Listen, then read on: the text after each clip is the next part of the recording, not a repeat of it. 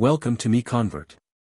In this tutorial, I will show you how to convert DWG files to STL format, completely free and online.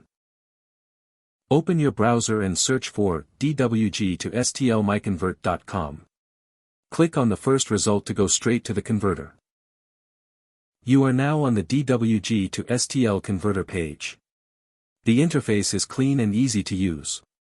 Let's upload a file. Click the Choose File button. A file picker will open. Select the DWG file you want to convert, then click Open.